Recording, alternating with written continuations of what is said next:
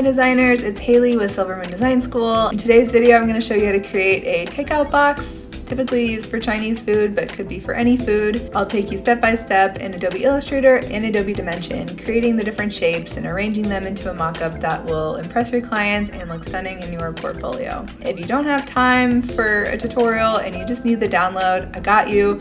The link to my Creative Market is below, where you can download the OBJ files, the Dimension files, and just go on your way. But if you have some time, stay tuned. I will walk you through the tutorial.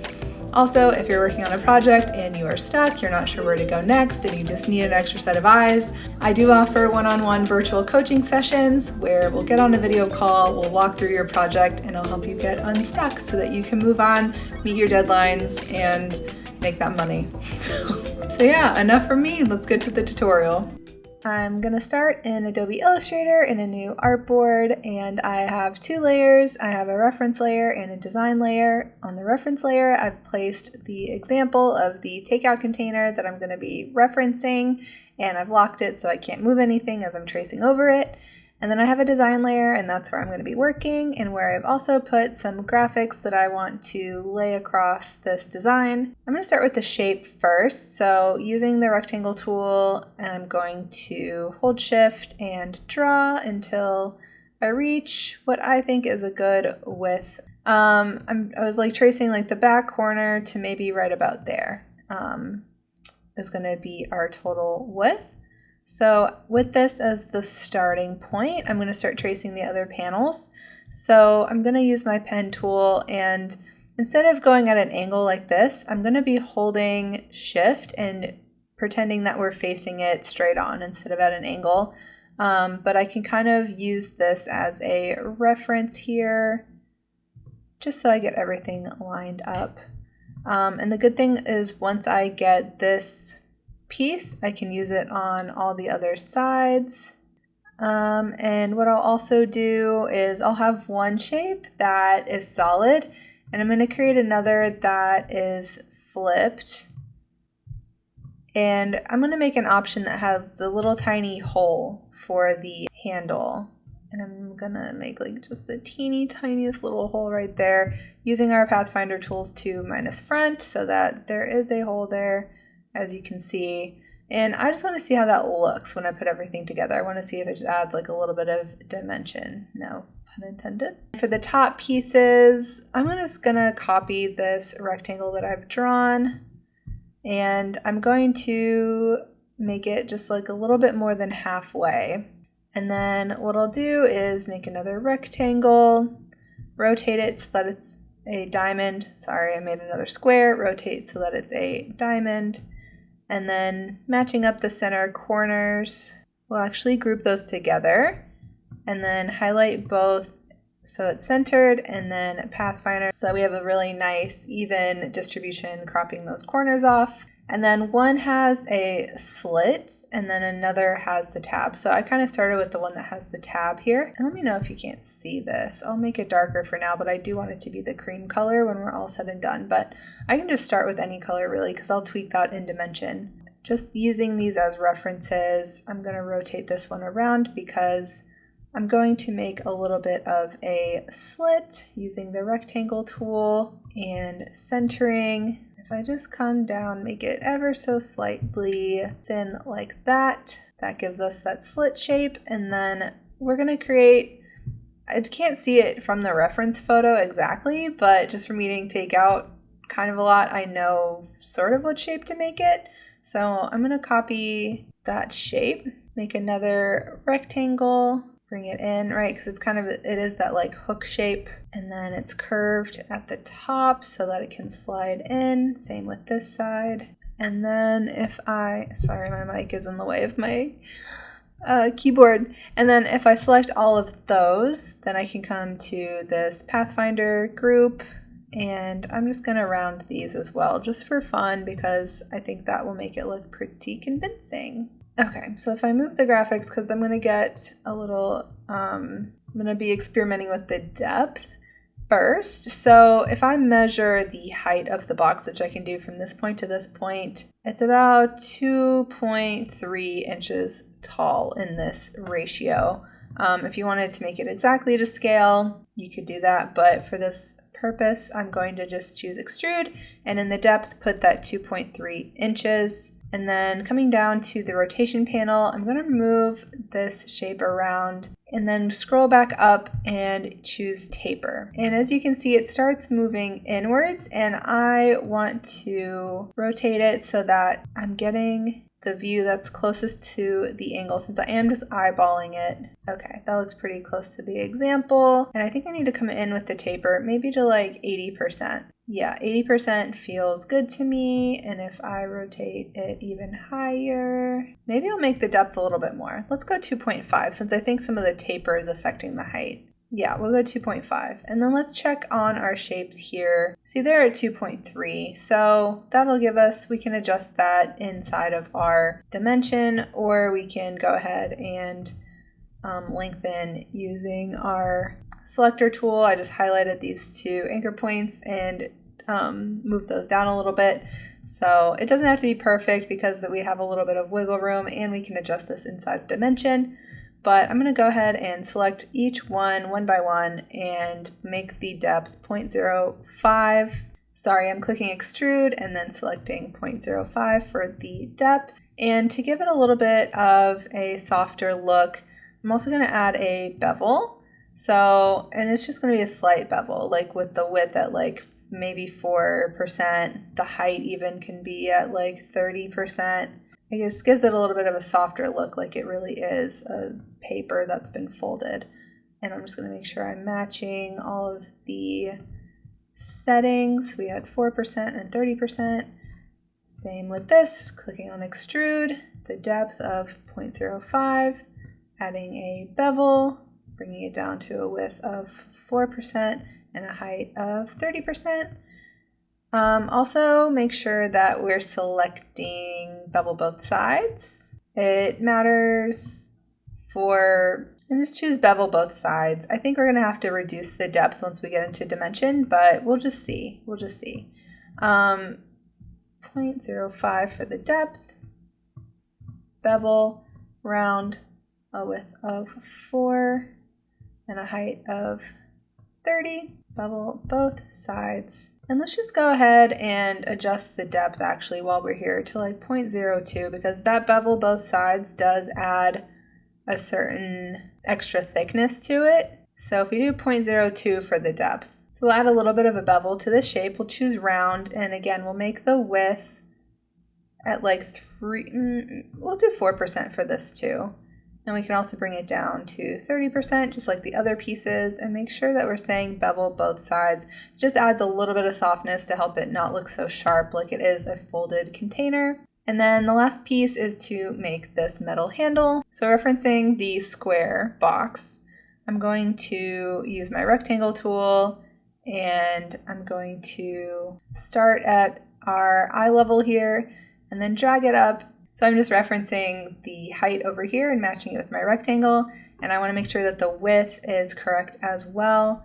So I'm able to, in 3D materials, just switch off that preview for a second so that I can get this lined up. So it sticks out a little bit, like the metal sticks out a little bit from the box. So I'm reflecting that in this shape, and then I'm switching to an outline. Using the scissors tool here, I'm going to snip at these anchor points to get rid of that bottom path because we don't need it. I'm just looking at this overall like staple shape, this arch shape, and I'm recreating it here. But it's a little dented, right? Like it's not a perfectly right angled shape. So I'm gonna go ahead and select these two anchor points with this A tool, the direct selection tool. And I'm curving in the corners there ever so slightly. And then I'm also going to zoom in and add another anchor point so that it sticks in to the box when we bring it into dimension. And these I'm not going to make perfect because, again, it's not perfect in real life either, right? And that's where I'm going to add some paths and just make this a little more denty looking. And I kind of like just picking random spots to put these because That just helps it look a little bit more realistic. And then under the pencil tool, there's a smooth pencil. So I'm going to come through and just trace over these to get rid of any harsh lines and make it look more organic. And then I think a 1.5 stroke is going to be the right amount of thickness. And then coming to our 3D materials, it's time to inflate. And I'm choosing a depth of 0 because I'm going to inflate both sides, and that's going to add a decent amount of thickness as we rotate around. We'll see from the sides that it definitely has the right amount of width, and I'm really happy with how that looks. So I'm not forgetting to turn on my 3D materials for the box, and I have each of these panels. I can reflect these on the other side. So with that, we are ready to export all of these. So I'm going to highlight everything that's a 3D shape, right click on them, and then go down to collect for export and select as multiple. And that will put them in this asset export panel as their own shapes. And then I'll just take time to rename them.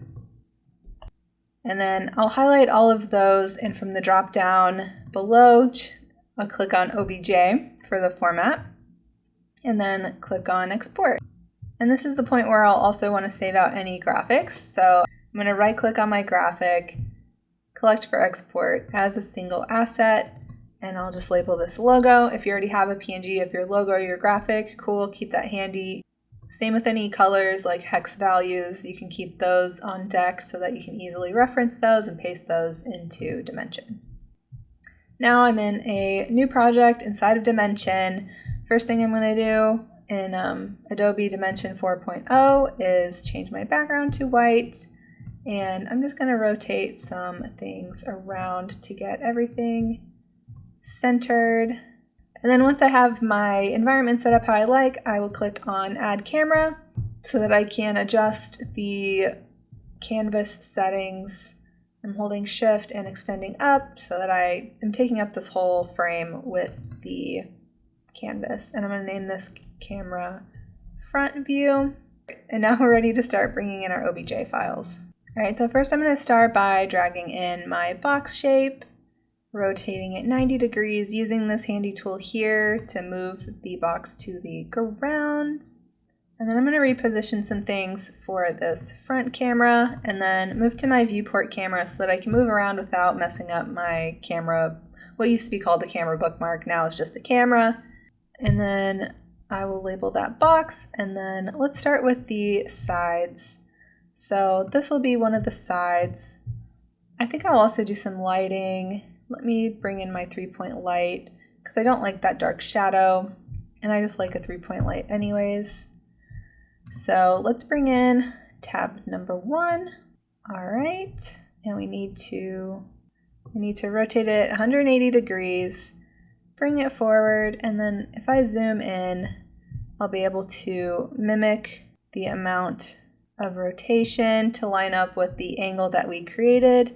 And I'll also need to flare it out a little bit. So this is going to take some tweaking to get it just right so that it lines up with the angle of the box. You can also type in precise percentages of how you want to rotate things, but I always end up just kind of eyeballing it. But see, if now I'm here and I want to rotate a little bit more, I go to my transform tools and I go to the rotation, and this is on the x-axis, so let's do 174. 174.5 is the magic number there. And then I might, like we were talking about, need to increase the height, so I can do that over in this panel where I'm going to undo the constrained proportions, click that lock, so that my y-axis I can do a 6.3 for the height, 6.3 centimeters. And that's going to line us up. And then going back to the viewport camera, now I can bring in the tab with the hole, and I'm going to follow the similar process where rotating 180 degrees. If I click on the tab, I'll be able to see some of the similar settings and be able just to type them in the box here. So I made the height 6.3, and then we're going to go ahead and drag that in closer. And we want this one to stick out a little bit more, right? So it should technically be on top. And this is where we're going to need to add a little bit of width too. I can already see that my proportions were slightly off just from eyeballing, but it's okay because nothing's written in stone, we can always stretch these out more. So this is the X. So for the X angle on both of these, I'm going to go ahead and choose 3.5, and that will stretch and warp, but it doesn't matter because no one's really looking exactly at the proportions from our reference image. They're going to be like, oh yeah, that's recognizable, that's a takeout container. All right, let's look at our front view and see where we're at with it. I'm going to rotate it a little bit more. All right, the tab with the hole, we got to get it a little bit forward so it doesn't blend in quite so much. So I'm going to come to this angle and use our nudge tool just to bring it out a little bit more. There we go. That's looking really good. And so now that we have a side done that we really like, we can take the tab and the tab hole, highlight both of those holding command on Mac. We can have tab and tab hole, and we can group those into side tabs. Hit Command D to duplicate.